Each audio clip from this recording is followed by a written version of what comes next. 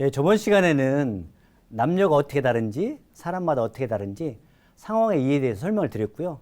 세 번째 시간에는 경청하고 말의 중요성에 대해서 설명을 드려보려고 합니다.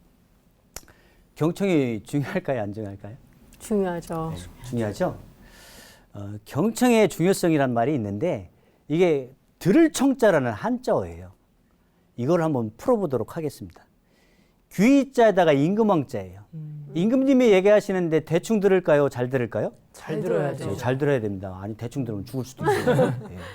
그리고 눈목자에다 열십자, 눈이 10개인 것처럼 자세히 쳐다보면서 그리고 하나일자에다 마음심자, 마음을 하나로 모아서 잘 들어야라는 뜻이래요. 들을 청자에는 굉장히 깊은 뜻이 있습니다. 그래서 경청이란 말은 내가 아는 성공적인 사람들의 대부분은 말하는 것보다 더 듣는다 이런 말이 있어요.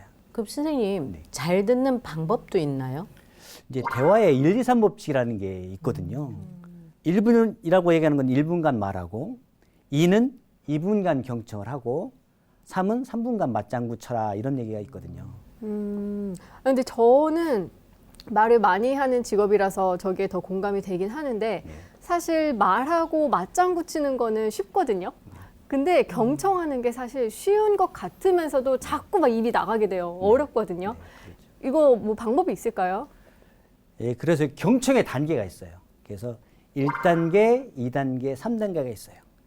그러면 MC님께서 이걸 핸드폰이라 생각을 하시고 네. 제가 핸드폰을 보고 있을 테니까 안녕하세요 강사님 한번 해주시겠어요? 네네네. 시작. 안녕하세요, 강사님. 그런데 인사를 했는데 제가 핸드폰을 보고 있을 때 기분이 어떠세요?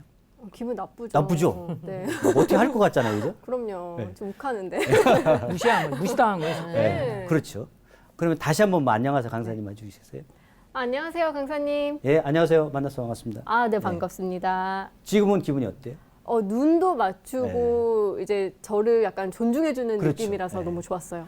그래서 어쨌든 경청할 때 저는 제일 중요한 것은 몸을 트는 거라고 생각을 해요.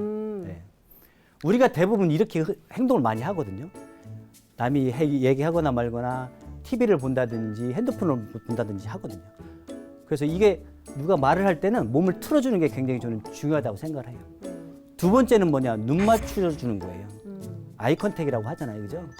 그래서 너무 이제 한 곳만 계속 응시하면 째려본다고 생각할 수가 있기 때문에 너무 그러지 마시고 뭐 다른 데를 응시했다가 할 수도 있겠지만 가끔 눈을 맞춰주는 거예요. 세 번째는 공감하기라는 거거든요. 공감하기. 그래서 끄떡끄떡 해주시고 맞장구 쳐주시는 게 굉장히 좋다라고 하는 거예요.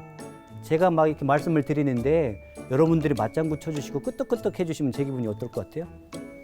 좋죠. 겁나 좋아요. 겁나 좋아요.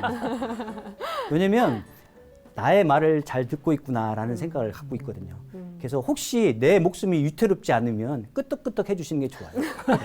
위태로우면 안 하셔도 돼요. 네. 알겠습니다. 네. 그래서 정이나 맞장구 치는 게 어렵다고 한다면 끄떡끄떡만 해주셔도 상대방은 굉장히 존중받는 듯한 느낌을 받기 때문에 굉장히 경청의 단계에서는 세 가지가 다 필요하다고 하는 거죠. 그래서 몸 향하기, 그리고 눈 맞추기, 공감하기가 굉장히 중요하다고 할 수가 있습니다.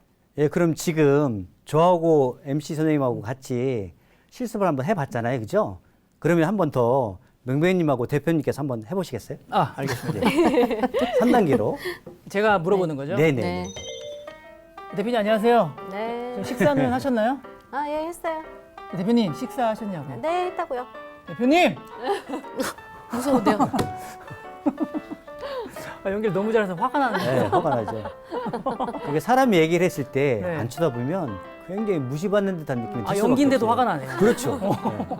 그만큼 이제 감정이입이 되는 거예요, 사람이. 네. 그러면 두 번째로 네. 공감해 주는 걸 한번 해볼까요? 알겠습니다. 공감해 주는 거.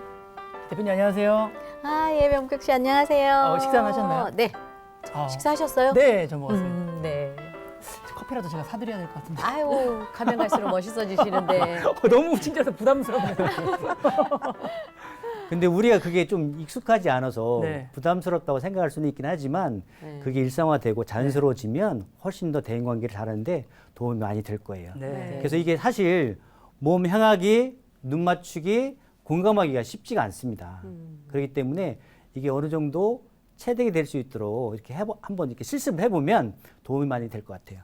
그래서 경청의 3단계는 이렇게 몸 향하기, 눈 맞추기, 공감하기입니다.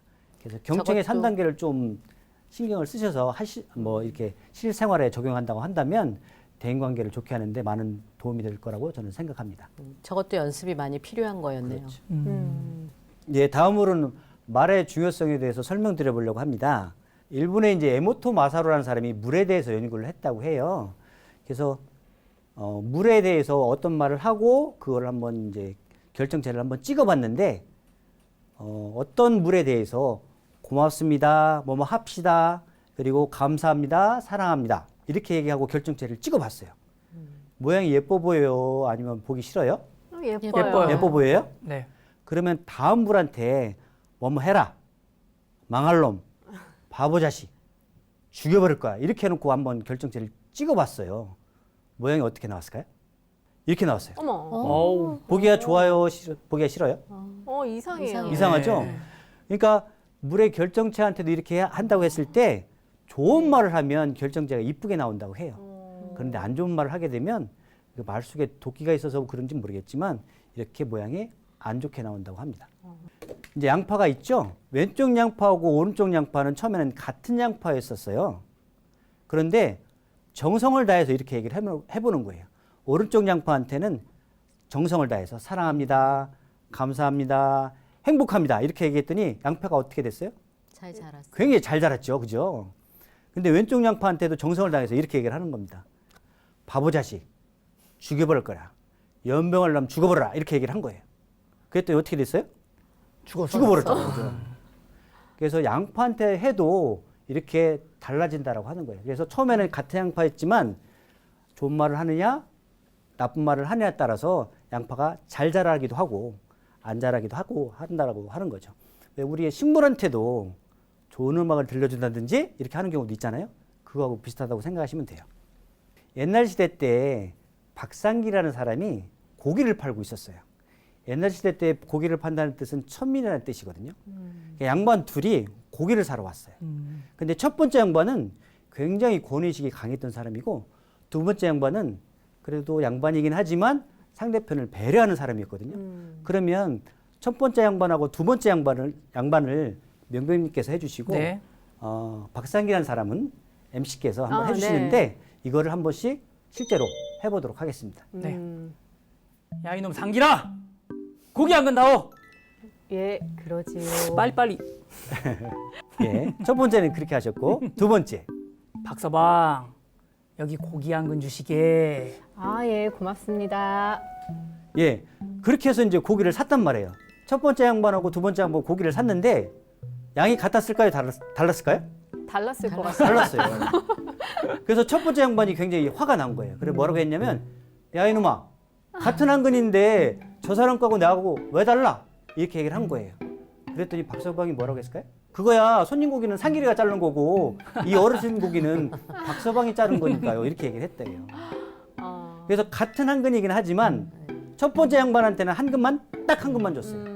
두 번째 양반은 한 근에다가 덤을 더 주신 거예요. 덤을 더 준 건 누구 마음이에요? 주인 맘이죠. 주인 마음이죠, 그거야. 그래서 말 한마디로 천냥빚을 갚을 수가 있다. 있다라고 하는 거죠. 제가 한번 사례를 한번 들어볼까 합니다. 우리가 매스컴을 통해서 보면 연예인들이 어쩌다 하면 이제 말 실수를 할 때가 있고 어떤 뭐 음주나 이런 데 실수를 할 때가 있잖아요. 그죠? 근데 실수는 누구나 할 수 있잖아요. 그죠? 그런데 대응을 어떻게 하냐에 따라서 결과는 많이 달라지는 것 같아요. 예를 들어서 조그만 실수를 했는데 아니면 큰 실수를 했는데 뭐 굉장히 사과를 많이 하거나 자기 잘못이라 하고 어떤 방송 프로그램에서 하차를 한다든지 이렇게 하면 오히려 자기가 저지른 잘못에 비해서 적게 느껴지는 경우가 있거든요. 근데 어떤 사람은 잘못은 요만큼 했는데 변명을 한다든지 뭐 여러 가지 이유를 댄다든지 그러다 보면 자기가 한 잘못보다 더 크게 되는 경우가 있거든요. 그래서 제가 생각했을 때 사람은 말을 이쁘게 할 수 있다 없다? 있다라고 생각을 해요. 진짜 말은 이쁘게 할 수가 있거든요. 돈이 들어가는 게 아니에요. 그래서 말은 이쁘게 할 수가 있기 때문에 말을 어떻게 하냐에 따라서 굉장히 대인관계가 달라질 수 있다고 생각하거든요. 그래서 외국 속담에 이런 얘기가 있어요. 혀에는 뼈가 없지만 뼈를 부러뜨릴 수가 있다라고 하는 거거든요. 그래서 말은 말하기 전에는 내 안에 있기 때문에 책임을 안 져도 돼요. 그런데 만약에 내뱉게 된다고 한다면 거기에 대한 책임을 져야 돼요. 그래서 말이라는 게 굉장히 힘들지만 말은 신중하게 해야 되지 않을까. 말은 얼마든지 저는 잘할 수 있다고 생각을 합니다. 예, 이번 시간에는 경청의 중요성과 말의 중요성에 대해서 설명드렸고요. 다음 시간에는 긍정의 대화법 또는 칭찬하는 법에 대해서 설명드리도록 하겠습니다.